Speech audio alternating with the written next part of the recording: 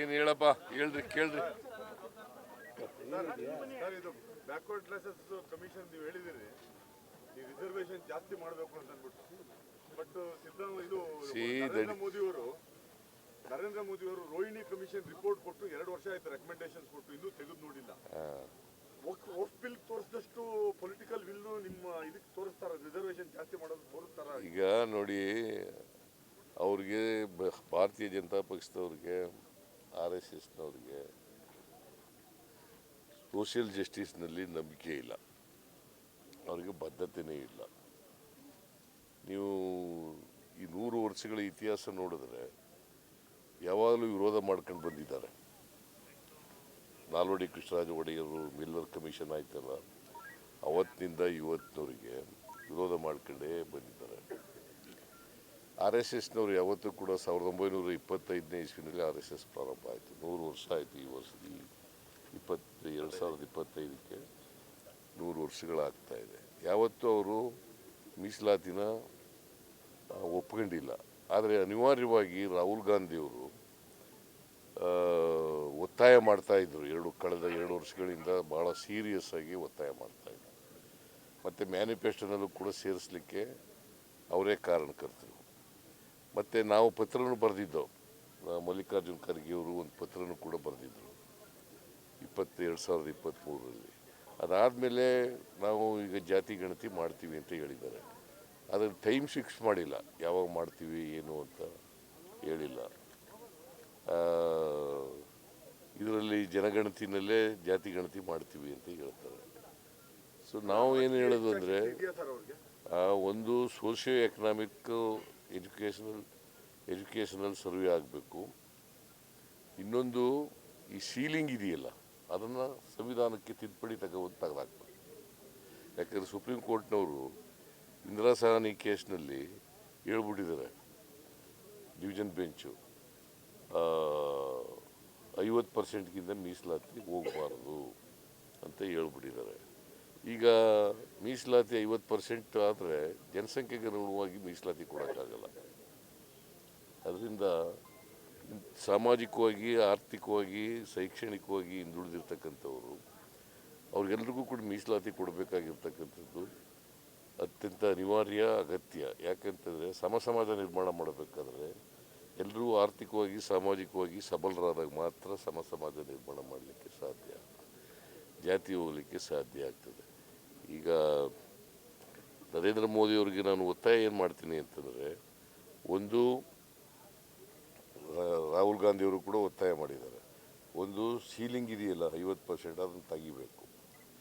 ಎರಡನೇದು ಖಾಸಗಿ ಕ್ಷೇತ್ರದಲ್ಲೂ ಕೂಡ ಮೀಸಲಾತಿಯನ್ನು ತರಬೇಕು.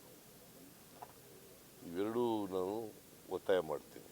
ಮತ್ತು ಸಮಯ ಯಾವಾಗ ಮಾಡ್ತೀವಿ, 3 ತಿಂಗಳು ಮಾಡ್ತಾರ, 4 ತಿಂಗಳು ಮಾಡ್ತಾರ ಅಂತ ಹೇಳ್ಬೇಕು. ರೋಹಿಣಿ ಮೀಸಲಾತಿ ಇದೆಯಲ್ಲ, ಅದ್ರ ಜೊತೆಗೆ ಇದನ್ನು ಕೂಡ ಮಾಡಬೇಕು. ಸರ್, ಮಂಗಳೂರಿನಲ್ಲಿ ಹಿಂದೂ ಕಾರ್ಯಕರ್ತನ ಹತ್ಯೆ ಆಗಿದೆ ಸರ್. ಮಂಗಳೂರಿನಲ್ಲಿ ಪದೇ ಕೋಮು ಗಲಭೆಗಳು ನಡೀತಾ ಇರೋದು. ಈಗ ಅಲ್ಲಿ ನಾನು ಇದು ಯಾಕೆ ನಡೆದಿದೆ ಅಂತ ಗೊತ್ತಿಲ್ಲ ನನಗೆ. ರೌಡಿ ಶೀಟರ್ ಆಗಿದ್ದ ಅಂತ ಹೇಳ್ತಾರೆ. ನಾನು ನೋಡಬೇಕು ಅದನ್ನು. ಇನ್ನೂ ಮರ್ಡರ್ ಆಗಿದೆ. ಪೊಲೀಸ್ನವ್ರಿಗೆ ನಿನ್ನೆ ಮಾತಾಡಿದಾಗ ಲಾ ಆ್ಯಂಡ್ ಆರ್ಡರು ADGP ಇದ್ದಾರಲ್ಲ, ಅವ್ರನ್ನ ಕಳಿಸಿದ್ದೀವಿ. ಕೂಡಲೇ ಅಲ್ಲಿ ಹೋಗಿ ನೋಡಪ್ಪ ಏನಾಗಿದೆ ಅಂತ ನೋಡಬೇಕು ಅಂತ.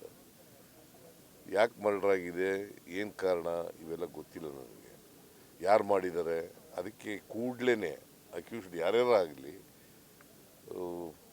ಮನುಷ್ಯನ ಪ್ರಾಣ ಭಾಳ ಮುಖ್ಯ. ಅದಕ್ಕೋಸ್ಕರ ಕೂಡಲೇ ಅಪರಾಧಿಗಳನ್ನು ಪತ್ತೆ ಹಚ್ಚತಕ್ಕಂಥ ಕೆಲಸ ಮಾಡಬೇಕು, ಅವ್ರನ್ನ ದಸ್ತಗಿರಿ ಮಾಡಬೇಕು, ಅವ್ರ ಮೇಲೆ ಕಾನೂನು ರೀತಿಯ ಕ್ರಮ ತಗೊಳ್ತಕ್ಕಂಥದ್ದು ಆಗಬೇಕು ಅಂತ ಹೇಳಿದ್ದೀನಿ.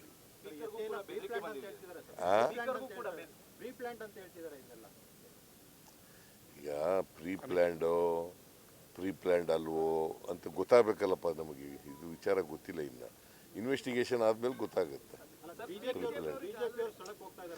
BJPಯವರು ಯಾವಾಗಲೂ ಇಂಥ ಇನ್ಸಿಡೆಂಟ್ಗಳನ್ನೇ ಹುಡುಕ್ತಾ ಇರ್ತಾರೆ ರಾಜಕೀಯ ಮಾಡಲಿಕ್ಕೆ. ನಾನು BJPಯವ್ರನ್ನ ಯಾವಾಗಲೂ ಕೂಡ ನೋಡಪ್ಪ, ನಾವು ಹಿಂದೂ ಹಾಗಾದರೆ ಈಗ ಒಂದು 15 ದಿನಗಳ ಒಂದು ವಾರದ ಹಿಂದೆ ಪಹಲ್ಗಾಮ್ನಲ್ಲಿ ನಡೀತಲ್ಲ ಅದಕ್ಕೇನು ಏನು ಹೇಳ್ತಾರೆ? ಪ್ರಧಾನಮಂತ್ರಿ ಹೋಗಿದ್ದಾರಾ? 26 ಜನ ಸತ್ತೋದ್ರು. ಉಗ್ರರು ದಾಳಿ ಮಾಡಿ ಅವ್ರ ಮೇಲೆ ಶೂಟ್ ಮಾಡಿದ್ರು. ಪ್ರಧಾನಮಂತ್ರಿ ಹೋದ್ರ? Is it not a failure of the security labs ಅಲ್ವೋ ಇದು?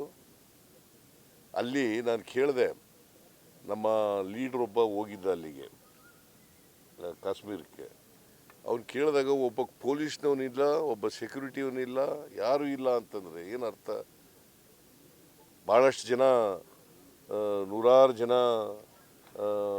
ಪ್ರವಾಸಿಗರು ಹೋಗ್ತಾರೆ. ಅಂಥ ಸ್ಥಳದಲ್ಲಿ ಪೊಲೀಸ್ನವ್ರು ಇರಬೇಕಾ ಬೇಡ? ಪೊಲೀಸ್ನವರೇ ಇರಲಿಲ್ಲ. ಸ್ಪೀಕರ್ಗೂ ಕೂಡ ಬೆದರಿಕೆ ಕರೆ ಬಂದಿದೆಯಂತೆ ಸರ್. ಸ್ಪೀಕರ್ ಹೇಳ್ತಾ ಇದ್ದಾರೆ ಸರ್, ಯುಟಿ ಖಾದರ್ ಅವರು. ಈಗ ನನಗೂ ಬೆದರಿಕೆ ಕರೆಗಳು ಬರ್ತವೆ, ಏನು ಮಾಡೋಕ್ಕಾಗಲ್ಲಯ್ಯ.